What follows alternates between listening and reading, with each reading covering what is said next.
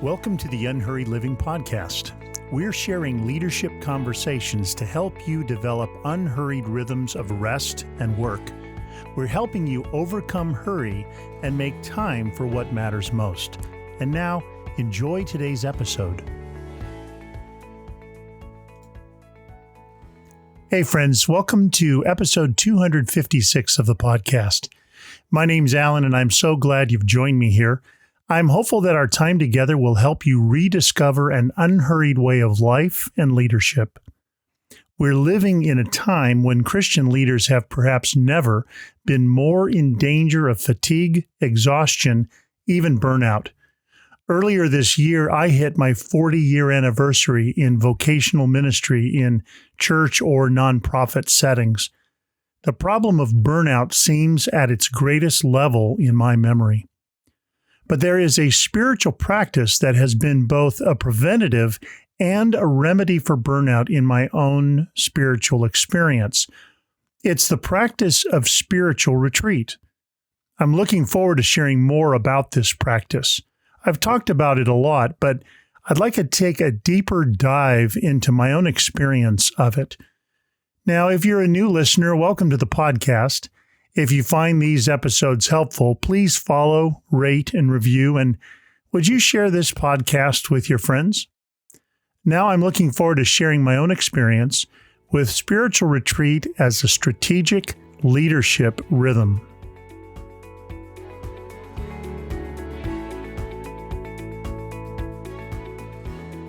When I talk about spiritual retreat as a strategic leadership practice, I'm envisioning stepping back as a way of discerning the best way forward. We step back to recover what we've spent in the service of others. So I don't think that the practice of retreat is just a sort of self-care. I don't think it's a spa for the soul. Instead, I believe we might just see spiritual retreat as a facet of our apprenticeship to Jesus.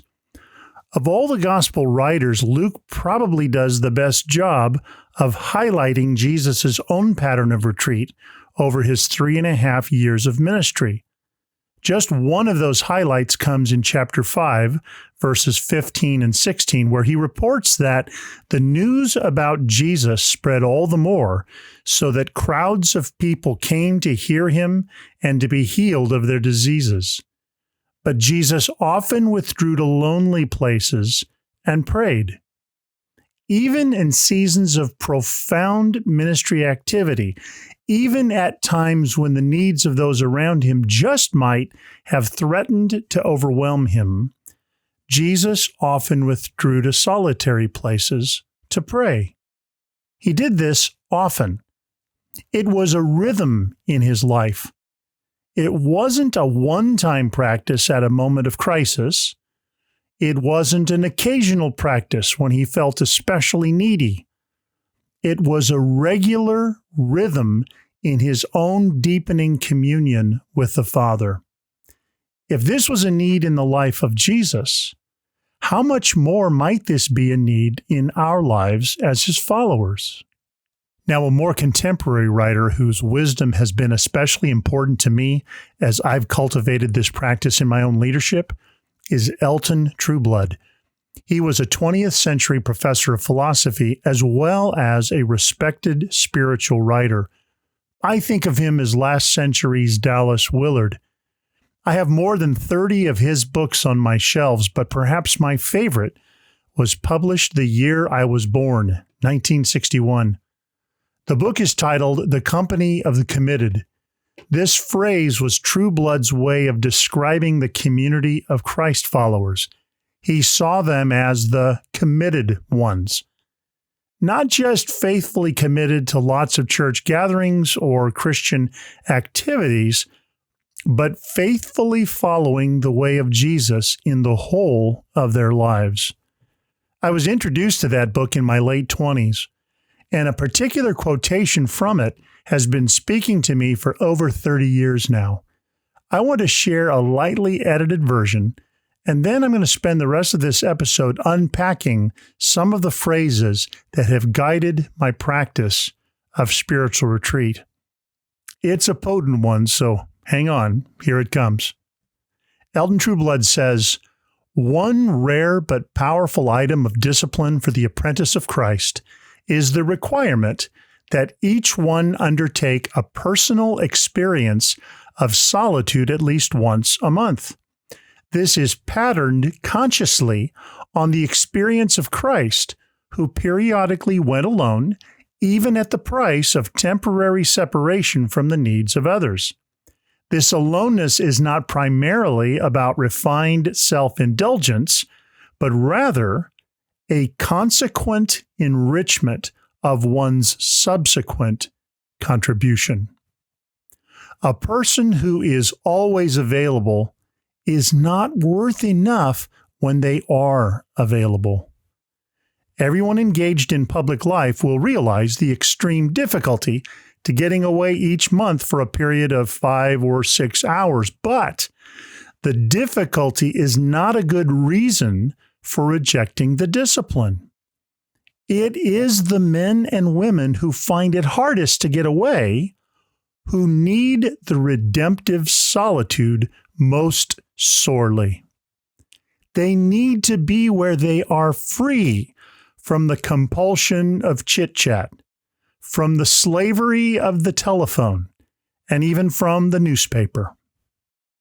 A Christianity which understands itself will make ample provision for retreat houses in which such solitude is expected and protected. Now, that is a lot to digest. I've read that quotation dozens and dozens of times over the years, and I still find it inspiring me now as I read it again for you. So now let me take a moment to unpack 8 key lines in this quotation that I have found especially important. I hope that this will sharpen your own vision of how this practice might be newly established or more deeply established in your own life and leadership. So first, Trueblood talks about the discipline of undertaking a personal experience of solitude at least once a month. The pattern of setting aside at least one day a month, whether half a day locally or a 24-hour day where you go away overnight somewhere, that rhythm has been an important one in my own spiritual journey since 1990. And I will say that when I was beginning this practice as a young pastor, I often set aside retreat space more than once a month. I was trying to establish a pattern. I was deeply thirsty for the encounter with God I was experiencing in retreat. I had just been so deprived of that communion for so long as a young, busy leader. So again, regularity is the invitation here. I don't retreat because I'm drained and exhausted. In some ways, I retreat to avoid becoming drained and exhausted. This is a practice not just for surviving or even for living more sustainably. It's a practice for thriving in our life in Christ. Now, second, Trueblood suggests that this practice is patterned consciously on the experience of Christ, who periodically went alone, even at the price of temporary separation from the needs of others. This is where I get the idea that we might see the practice of spiritual retreat as a facet of our apprenticeship, our discipleship to Jesus. We are following a pattern in his own life. We are learning from the Master. And when we step away from the needs of others and of our usual work, we are unavailable to be of service to them. Now, this is one of the reasons we sometimes resist the practice. There's just too much to do. There are just too many needs. But Jesus doesn't seem to see it this way. Trueblood acknowledges that Jesus withdrawing to lonely places does make him inaccessible for those moments.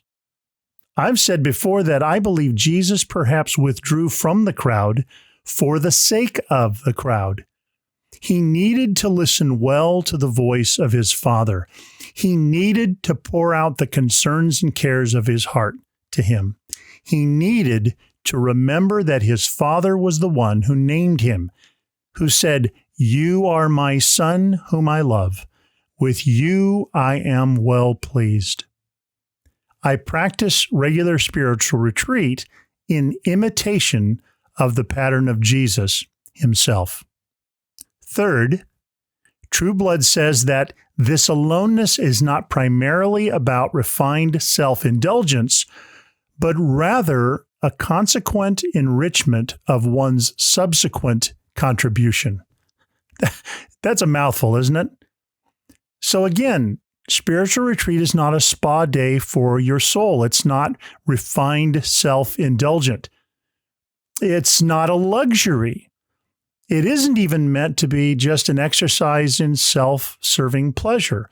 Instead, True Blood says that this practice of retreat will enrich my service of others when I return from the solitary place with God. I've found that most of my creative ideas, my most strategic insights, and even wise ways forward in the face of challenging situations have come as an unexpected gift in moments of retreat. Spiritual retreat is a place where I come with open and empty hands to receive whatever it is God would like to give me, both for my blessing, but also for the blessing of others. I see this rhythm in the rule of life that Mother Teresa developed for her community. In it, she says that the sisters shall spend 1 day in every week, 1 week in every month, 1 month in every year, and 1 year in every 6 years in the mother house, where in contemplation and penance, together with solitude, she can gather in the spiritual strength which she might have used up in the service of the poor. When these sisters are at home, the others will take their place in the mission field. This was and is an intensive rhythm of retreat that supported their intensive ministry to the poor and dying of Calcutta and other cities around the world. They envisioned this rhythm of retreat enabling them through contemplation and penance in solitude to gather in the spiritual strength that they might have used up in the service of the poor. So in retreat, we are cared for by God so that we might better care for others in our return. Fourth, True Blood warns us that a person who is always available is not worth enough when they are available. Maybe this sounds a little harsh to your ears. I found this line rather arresting the first time I heard it. But I think True Blood is just offering us a description of reality. Every group with whom I've shared this line has responded with both an ouch and a yes. If I'm always available, if I never withdraw to a lonely place to enjoy the presence of God, I will find it harder and harder to be of good service to those God brings across my path. God has not called any of us to be omnipresent. God can always be everywhere. We can't. But that doesn't keep some of us from trying. It's very tempting as a Christian leader, for example, to imagine that we are utterly indispensable. I mean, if we step away for a spiritual retreat, something terrible will happen in our absence. Let me just suggest that God does not need you, and that's not bad news. God loves, though, to invite you into what He is already doing. Christ is the great shepherd of His sheep. He invites us to join Him in this work over which He has taken full responsibility. We need to be fully available to God just as surely as we need to be available to others. And the practice of spiritual retreat helps us cultivate this sort of holy attentiveness to God. Fifth, True Blood acknowledges that everyone engaged in public life will realize the extreme difficulty to getting away each month for a period of 5 or 6 hours. But the difficulty is not a good reason for rejecting the discipline. Now, if it was difficult to get away for part of or the whole of a day each month back in 1961, how much more challenging does it feel today? But True Blood is right. The difficulty is not a good reason to disqualify ourselves for this practice. If Jesus has time for this practice in his 3.5-year season of ministry, how can we say that we don't have time? Are we busier than Jesus? Perhaps the difficulty we sometimes have in envisioning ourselves practicing this sort of spiritual retreat is more about the importance of the practice rather than the importance of everything else that's filling my life in the present season. I often, by the way, schedule my monthly retreat days many months in advance. If I wait until the month has arrived to make such a space, it often feels daunting. But because I plan these days months ahead, I will often come to a week and realize this is the one where I've planned a day away. And it will sometimes feel like an intensely full week, and I'll find myself thinking, oh no, I've picked the wrong week to lose a day of work. This is in part because I still sometimes believe that the productivity of my work is just an arithmetic problem. More works, more hours, more activity equals more productivity. Now, there's an element of truth to this, of course, but there is also the moment when all my work begins to result in declining returns. What I can honestly say is that I've never once held to my plan to get away in a particular week that perhaps at that moment felt especially full, took my spiritual retreat, and then came to the close of that day saying, I wish I really hadn't done this. Instead, I've always discovered that this practice of monthly retreat has had a way of multiplying the fruitfulness of my work. Sixth, True Blood goes on to say that it is the men and women who find it hardest to get away who need the redemptive solitude most sorely.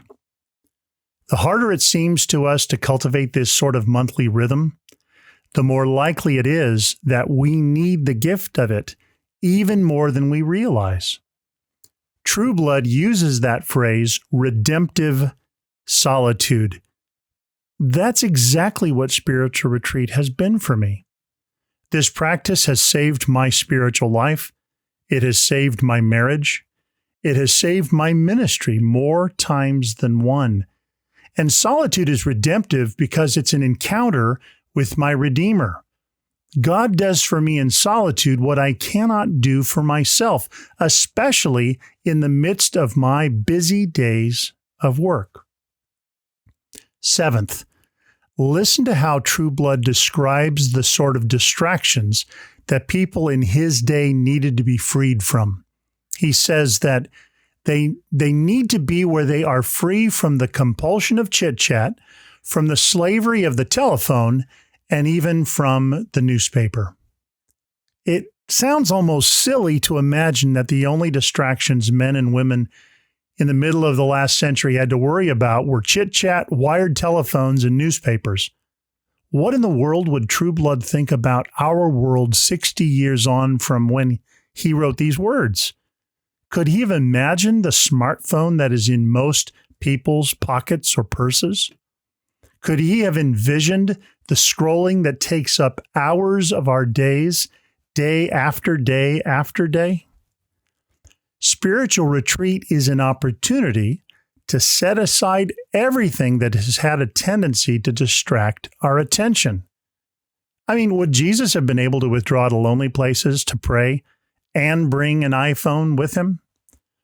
Would the disciples have been able to resist the temptation to send him a quick text about something important he needed to know about? You see, spiritual retreat is a way of recovering the attention that our devices have sometimes stolen from us. That is, if we let them. And then finally, True Blood suggested that a Christianity which understands itself will make ample provision for retreat houses in which such solitude is expected and protected. This speaks to the priority that true spiritual retreats be a normal part of the life of a church. True Blood urges churches and denominations to provide for themselves dedicated spaces for such a practice.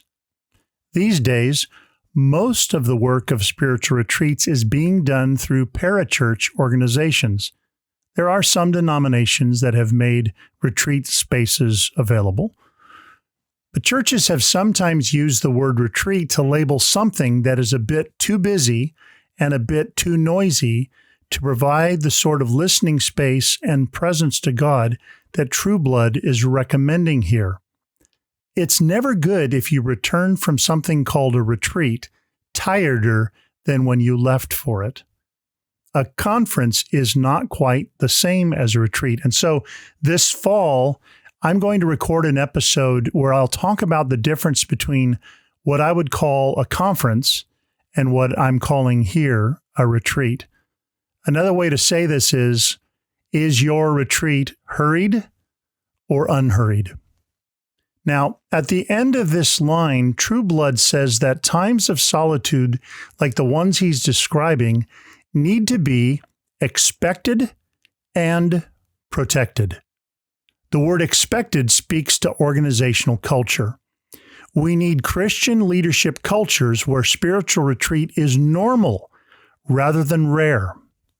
The word protected speaks to the valuing of this practice to the degree that it is modeled and encouraged. By the way, this spiritual leadership insight about retreat as a strategic leadership rhythm is one of many that we'll be sharing with leaders who join a new training experience we're calling PACE. It's a 21-month certificate in leadership and soul care. It's a kind of training Jim and I have been offering in various forms for 30 years now. PACE will help you grow as a leader who cares for souls, beginning with your own. We will help you move at the pace of grace, grow at the pace of transformation, and lead at the pace of Jesus. And this training happens mostly in the context of retreat. Now, Jim and I are thrilled at the opportunity to gather with a community of 20 to 25 leaders walking through this learning experience together. You can learn more about this opportunity on our website at unhurriedliving.com/pace. I really do hope you'll consider this as a fruitful next step in your own working with God journey. Well, I hope you enjoyed this episode as much as I did writing it and recording it. In the next few episodes, we'll be talking with authors Sean Nemechek, Joe Saxton, and Alan Noble. I can't wait to share those episodes with you as well. Now, if you'd like to receive more help from Unhurried Living, I invite you to join our Unhurried daily email list. For 40 days, we'll send you a brief daily email that offers personal reflections from life and Scripture to help you take the next step in following Jesus' unhurried way. You can sign up on our website at unhurriedliving.com. We're honored to encourage thousands of leaders just like you. Thanks for listening. You've been listening to the Unhurried Living podcast. Join us next time to learn more about following the genius of Jesus' unhurried way of life and leadership.